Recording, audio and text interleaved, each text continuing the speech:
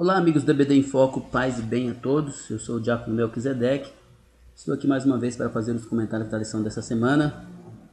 Minha saudação a todos e um feliz 2018. Que este ano seja um ano abençoado e que a escola dominical, a sua escola dominical, seja uma manhã de vitória para a sua família. A lição desta semana é a lição de número 2 da revista de jovens da editora CPAD. E o nosso tema: o nascimento de Jesus segundo o Evangelho de Mateus. Nós vamos estudar esse trimestre o Evangelho de Mateus e a nossa lição falará sobre o nascimento de Jesus, a descrição do nascimento de Jesus na perspectiva de Mateus. Mateus que faz um relato do nascimento de Jesus com o objetivo de se expressar aos judeus, de mostrar aos judeus que o nascimento de Jesus cumpre profecias do Velho Testamento. Ao contrário de Lucas, que o seu objetivo foi escrever para gentios, especialmente para Teófilo, Mateus tem por objetivo falar do nascimento de Jesus, ou no Evangelho em geral, falar do ministério de Jesus, da história de Jesus para os judeus. Por isso, alguns detalhes ser bastante mais acentuados em relação ao judaísmo do que o Evangelho de Lucas. O texto do dia está em Mateus capítulo 1, verso 23, e diz: "E eis que a virgem conceberá e dará à luz um filho, e ele será chamado pelo nome de Emanuel." Emanuel traduzido é Deus conosco. Uma das verdades importantes da encarnação: Deus se fez homem e se fez presente entre os seus. E aqui Mateus está fazendo uma citação do profeta Isaías. A concepção de Jesus se deu por uma ação divina, foi o resultado da ação direta do Espírito Santo sobre Maria, a serva do Senhor. É a nossa síntese. E a nossa síntese está esclarecendo que a concepção de Jesus se deu por uma ação divina. José não tem nenhuma participação biológica na concepção de Jesus. Foi um resultado da ação divina, direto do Espírito Santo sobre Maria, a serva do Senhor. Todo o acontecimento é miraculoso. O acontecimento da gestação, da concepção de Jesus é miraculoso. Não há participação humana. O texto bíblico é óbvio, Mateus capítulo 1, verso 18 a verso 25, que traz o relato sobre o nascimento de Jesus. Eu não vou me deter no texto, como de costume, mas aconselho você, professor, a fazer uma pesquisa mais aprofundada. Use aí alguns comentários bíblicos mais idôneos. Nós temos aqui algumas referências, como o comentário bíblico do Warren Wiersbe, do Champlin, do Beacon. São alguns comentários bíblicos muito bons que vai ajudar você na elaboração da sua aula. A nossa introdução. Os judeus convertidos ao cristianismo tinham dificuldades para se comunicar e relacionar com os seus patrícios praticantes do judaísmo, pois estes não aceitavam Jesus como Messias prometido. Mateus busca o diálogo com os judeus a fim de demonstrar a relação entre Jesus e o Messias prometido nas Escrituras. Isso mesmo, a nossa introdução está aqui corroborando com o que eu já disse. O objetivo do livro de Mateus, do Evangelho de Mateus, é mostrar aos judeus que o nascimento de Jesus é o cumprimento das profecias do Velho Testamento. Para os judeus que não davam atenção ou não davam crédito ao acontecimento, Mateus vem usando aquilo que os judeus tinham de mais precioso, que é ainda o Velho Testamento, e mostrando para eles que o nascimento de Jesus foi anunciado pelos profetas e se cumpriu aquilo que a Bíblia dos judeus falava. Ele dá ênfase à figura do Salvador da humanidade, aquele que implantaria o reino dos céus, mostrando que esse reino seria eterno e universal. Muito bem, quando Mateus faz a citação do anjo que disse a Maria, e o seu nome será chamado Jesus, porque ele salvará o seu povo dos seus pecados. A ênfase de Mateus sobre Jesus é dele como Salvador, aquele que perdoa o pecado da humanidade. Nesta lição estudaremos a respeito do casal que foi escolhido para serem os pais terrenos de Jesus. Também veremos como se deu a concepção sobrenatural do Messias.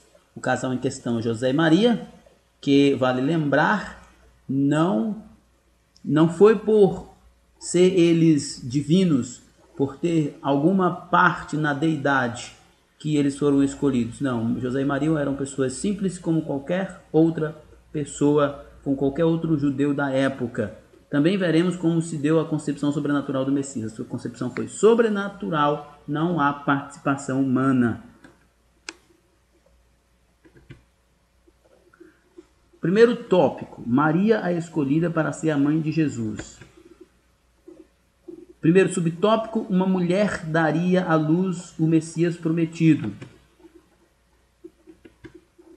Na época do nascimento de Jesus, entre os judeus, existia uma grande expectativa messiânica, pois acreditavam que o Messias os libertaria da opressão romana.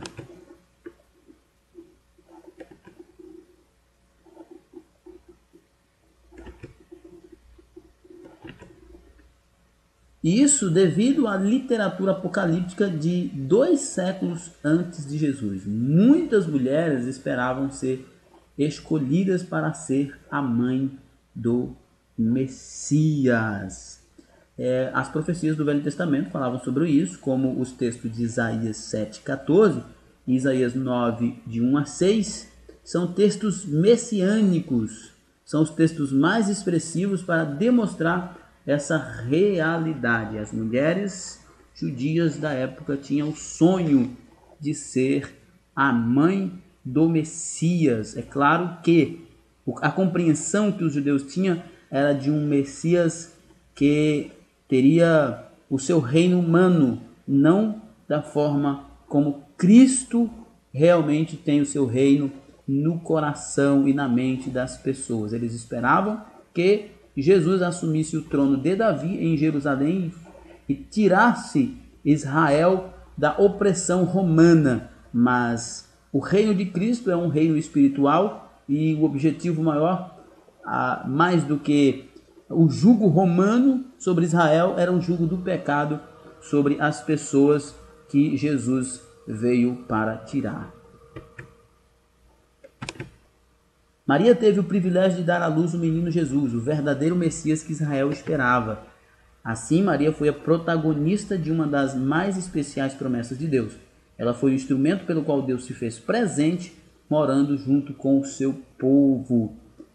Muito bem, como diz o nosso texto, Maria teve o privilégio de dar à luz ao menino Jesus, o verdadeiro Messias de Israel, que Israel esperava. Ela teve o privilégio de dar à luz o menino, mas ela não é divina, não era e não é divina. Uma mulher escolhida para ser agraciada. A Igreja Católica usa o termo Imaculada Conceição em referência a Maria. Esse termo é utilizado erroneamente por eles em uma referência à concepção da própria Maria. Segundo a crença católica, ela foi preservada da mancha do pecado original desde a sua concepção. Ou seja, segundo essa teoria, essa ideia da Igreja de Roma, Maria teve um nascimento semelhante ao de Cristo. Um nascimento sem a interferência humana, mas um nascimento, uma concepção, melhor dizendo, uma concepção semelhante à concepção de Cristo. Ela foi gerada de forma sobrenatural. E aí a Igreja Católica, por isso, traz essa ênfase sobre Maria como a mãe de Deus, como a santa, como a intercessora e até justificadora, o que não está presente na Bíblia. Uma mulher que diz sim para o plano divino. Maria realmente foi agraciada em ser escolhida para ser a mãe de Jesus Cristo. Todavia, ela estava na mesma condição de qualquer outro ser humano separado de Deus. Portanto, totalmente dependente do ato salvífico de Cristo na cruz. Muito bem, isso é muito importante que seja esclarecido para a nossa juventude, porque a doutrina católica é muito forte e está por aí na TV, na internet, nas escolas, e a ênfase da divindade de Maria é muito grande pela Igreja Católica, mas biblicamente nós vemos que Maria foi sim agraciada, ela é sim bendita por ter o privilégio de ser a mãe de Cristo, mas ela estava na mesma condição de qualquer outro ser humano, um pecador que necessita daquilo que Jesus fez na cruz para ser santo, para ser salvo. Maria não tinha nenhuma parte na deidade, ela não tinha nenhuma divindade, ela era uma pessoa, uma judia normal como qualquer outra, apenas com um caráter mais acentuado que Deus viu e assim concedeu a ela o privilégio. Mas Maria não era e não é divina. O apóstolo Paulo afirma em Romanos 3:10 que não há um justo, nenhum sequer. Portanto, é uma citação até do Salmo que Paulo faz, e aqui é uma verdade universal da Bíblia sobre que não há nenhum justo, no sentido de que nenhum, a não ser através de Cristo, possa ser justo, porque a única justiça que podemos ter de fato aceita por Cristo, por Deus, é a justiça de Cristo. E Maria não era justa em si mesmo. Ela foi justificada por causa do que Cristo, o seu Filho, fez na cruz do Calvário. Esse texto ratifica a dependência humana da salvação por meio de Cristo, incluindo a própria Maria. No plano de Deus, a Virgem Maria estava destinada a ser a mãe do Cristo, o Messias e Salvador. Maria aceitou, sem nenhuma restrição, o convite de Deus feito por intermédio do anjo. Ela responde com firmeza, se colocando na posição de serva e se submetendo a tudo. Característica de alguém temente a Deus. Aqui nós vemos expressamente características de quem era extremamente piedosa, extremamente temente a Deus. Ouviu o chamado de Deus e ela prontamente aceitou. E sem dúvida é um exemplo extraordinário para as jovens cristãs que muitas vezes abandonam a obra de Deus em detrimento de realizações pessoais, esquecendo que a Bíblia diz que nós devemos buscar em primeiro lugar o reino dos céus e a sua justiça, e as outras coisas serão acrescentadas. Deus escolheu Maria para ser a mãe do Cristo, e ela, como uma verdadeira serva de Deus, temente a Deus e piedosa, aceitou prontamente. Segundo tópico, José, esposo da mulher que carregou Jesus em seu ventre. José, um homem honrado e de bom caráter, é o primeiro subtópico. O casamento de José e Maria seguiu a tradição cultural judaica. No caso de desmanchar o casamento, né, que chegasse essa possibilidade, o marido tinha o direito de anular o casamento, né, no caso que fosse comprovado que a jovem não era mais pura. E diante disso, quando José recebeu de Maria o comunicado de que ela estava grávida e ele soube que, claro, não era dele, José tinha duas escolhas: ou tornar aquilo público, mostrar para todos que Maria havia se prostituído e assim destruir a vida de Maria, ela seria envergonhada, punida, e o compromisso firmado entre eles seria desfeito. Ou ele poderia fazer como ele intentou fazer, que é terminar, cancelar o contrato de forma honrosa e sem nenhum escândalo, como diz os escritores apenas com o testemunho de duas pessoas. Mas José, orientado divinamente, toma Maria como sua esposa. Mas ele somente conheceu Maria como esposa após o nascimento de Jesus. Isso mostra que José era um homem honrado, bondoso e obediente a Deus. Não era só o amor marital de Moisés por Maria, era o amor de um servo de Deus para o seu semelhante. Ele não achou que seria digno de expor Maria ao constrangimento público. Quando ele soube que ela estava grávida e não era dele, então ele quis terminar aquele compromisso de forma discreta para não agredir ela. Mas o anjo do Senhor advertiu ele para que ele tomasse ela por esposa, porque o que estava sendo gerado não era do homem, era do Espírito Santo. José une Jesus à tradição messiânica davídica, é o nosso segundo subtópico. No relato de Mateus, um anjo aparece a José em sonho.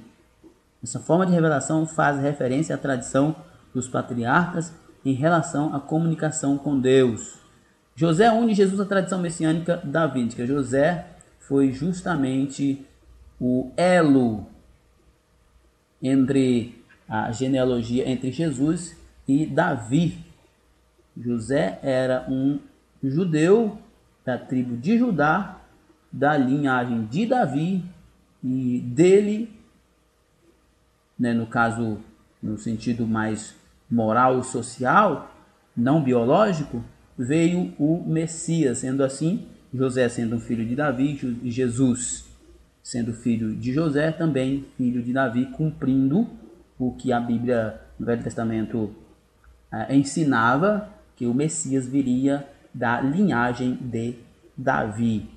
E a forma como José soube foi através de um sonho que era recorrente entre os piedosos da tradição judaica, sobre Deus revelar coisas para eles através de sonhos. José também recebeu um papel próprio e importante no plano divino de salvação. Ele teve o privilégio de cuidar e educar o Filho de Deus. José educou Jesus segundo a tradição judaica. Isso mesmo, José teve o privilégio de cuidar, de educar Jesus, mas ele não teve nenhuma participação na concepção do menino Jesus. E é importante lembrar que, assim como Maria, José não tinha nenhuma participação na deidade. José não era divino, ele era um judeu comum, piedoso, temente a Deus, que foi honrado por Deus com o privilégio de ser o pai humano do Cristo.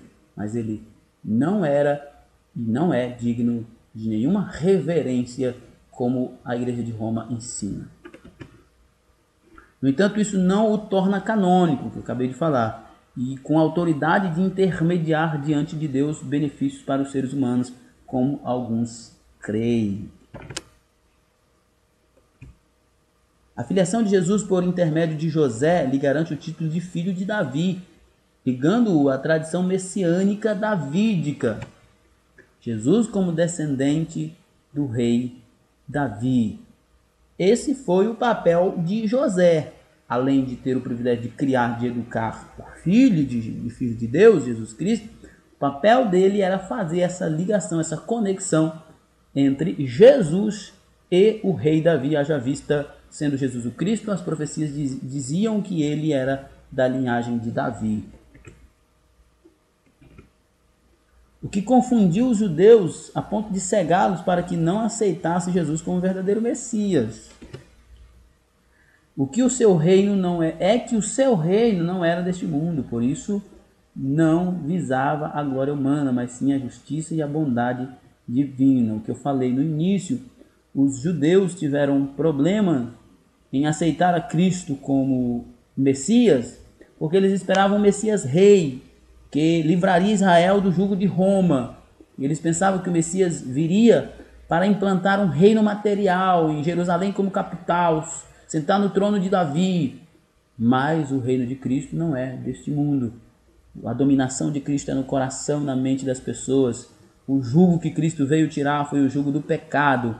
E por isso os judeus nem todos aceitaram a Cristo como Messias, porque eles esperavam um Messias diferente daquele proposto por Deus. O filho de José é rei de justiça e bondade. Jesus, como rei, fez uma releitura de alguns ícones do judaísmo, como, por exemplo, das tradições já existentes, né? Mateus 5, 21 a 48, quando ele tem aquelas expressões lá importantíssimas e interessantes. Ouviste que foi dito aos antigos, eu, porém, vos digo. Da vontade de Deus, que era desde o começo, aqui faz referência ao casamento, que o que Deus uniu não separa o homem, dos ensinamentos de Moisés, de Davi, dos profetas, enfim, tem as referências aqui que você pode estar estudando, que corroboram a identidade do reino de Cristo. Os líderes religiosos judeus contemporâneos de Jesus acreditavam que a justiça era baseada somente no cumprimento da lei, segundo suas interpretações e tradições. Então Jesus questiona a falsa religiosidade e as práticas religiosas opressoras e enganosas desses líderes. Mais uma evidência de que o reino de Cristo não era desse mundo, e mais uma evidência de que os judeus não entenderam a natureza do reino de Cristo. O reino de Cristo não era um reino onde o homem estava no centro, mas onde Cristo está no centro. É um reino cristocêntrico, não um reino de aspectos físicos, não um reino de aspectos de domínio humano, mas no domínio de Cristo. Jesus faz advertências rígidas contra o abuso de poder, a luxúria, o adultério, o divórcio, a avareza e a exploração dos pobres. Assim, os valores e princípios do seu reino eram diferentes dos reinos terrenos. Por esta razão, o povo não aceitou Jesus, porque eles esperavam um rei e um reino totalmente diferente do que Jesus era e do que o seu reino é.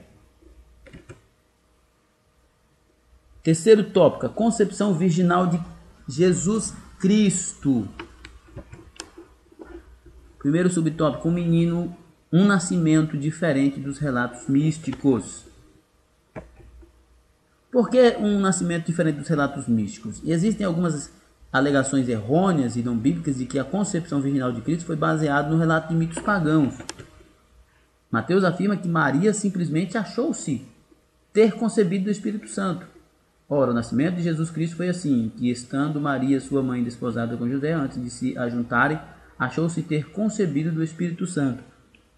Não, na verdade, algumas pessoas forçam realmente, né, os críticos da Bíblia forçam essa interpretação, mas na verdade, comparando o relato da concepção de Jesus, não é muito parecido, não parece muito com os mitos pagãos dos deuses, especialmente dos deuses romanos e gregos. Não parece. É uma coisa muito mais própria, muito mais singular. Se você fazer uma pesquisa mais aprofundada, você vai perceber, em comparação com os mitos pagãos têm muita vacância, tem muitas coisas que não fazem sentido. Já a concepção de Cristo, como diz Mateus 1,18, Mateus afirma que Maria simplesmente achou-se concebida do Espírito. Não houve contato, não veio um Deus, ou Maria não subiu ao céu, ou um Deus desceu do céu e coabitou. Não. É uma coisa muito singular. Não é parecido com os mitos pagãos. Segundo subtópico, a concepção virginal de Jesus. Para comprovar o plano divino do nascimento virginal, Mateus não recorre à mitologia e sim ao profeta Isaías. Exatamente, um dos propósitos do Evangelho de Mateus é provar para os judeus que Jesus era o cumprimento das profecias do Velho Testamento. Em relação ao seu nascimento, Mateus usa justamente Isaías 7,14, que diz: portanto, o mesmo Senhor vos dará um sinal, e eis que uma virgem conceberá e dará à luz um filho, e o seu nome será Emanuel. A origem divina de Jesus, terceiro subtópico. A origem divina de Jesus passa por uma concepção virginal, preservação da virgindade de Maria no processo da concepção. Isso prova que não houve, mais uma vez, não houve participação de José na concepção de Jesus. Maria era virgem e ela não teve nenhum tipo de relação sexual com ninguém, nem com José, nem com nenhum homem, nem com nenhum Deus. O Espírito Santo não desceu, não encarnou e fez sexo com Maria como nos mitos pagãos, não. Pelo poder de Deus, pela virtude de Deus, ela ficou grávida, pela virtude do Espírito Santo. Não houve relação sexual.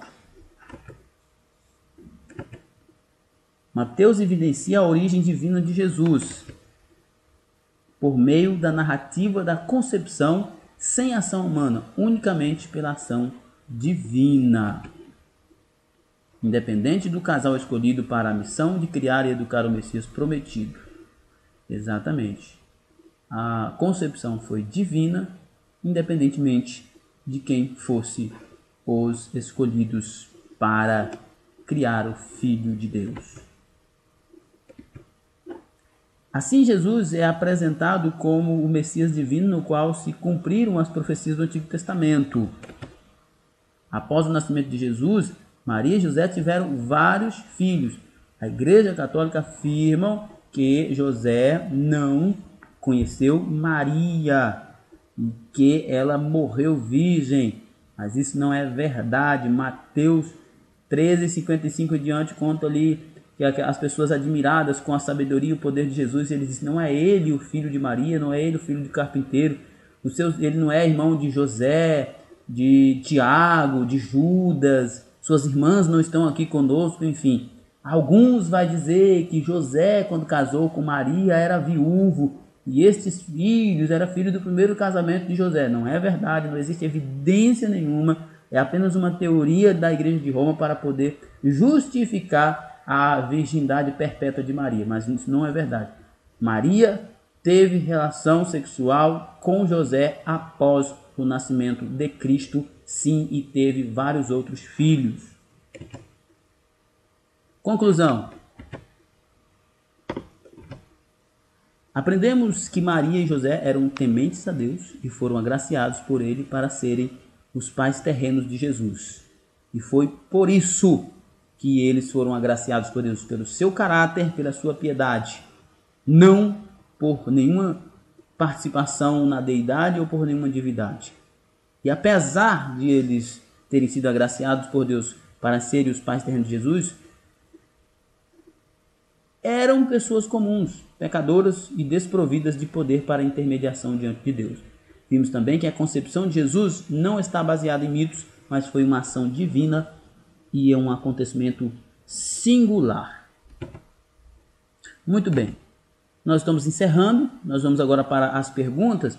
Eu não vou também me deter nas perguntas, porque certamente você, professor, fará uso devido desse recurso e alcançará o êxito proposto pela revista com os seus alunos. Façam aí o uso das perguntas e então você terá uma conclusão abençoada.